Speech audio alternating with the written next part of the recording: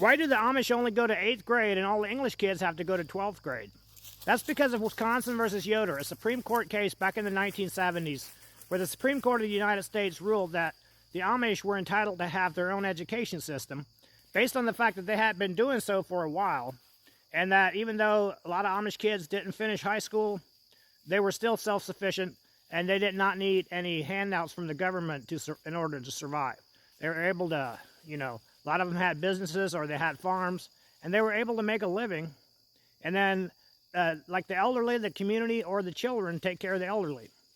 So there was never a case where the government had to step in and say, hey, we have to help out these people because they're not educated enough. Clearly, they had their own system in place, and they didn't need help from the government. That is why the government said it was okay for them to have their own education system. Now, we do have to learn in English, and that is why we learned to read and write in English. We didn't learn to read and write in our own language, in the Amish language, or the Pennsylvania Dutch. We did also learn to read and write a little bit of German, at least in my community. But yes, at 8th grade, I started 8th grade at 12 years old. By the time I finished 8th grade, I was 13. And when I was 14, I started my first job. And I think I learned more in those 4 years, from 14 to 18, working at a furniture shop and then also working construction. I learned a couple different trades there and things that I could not have learned in a high school.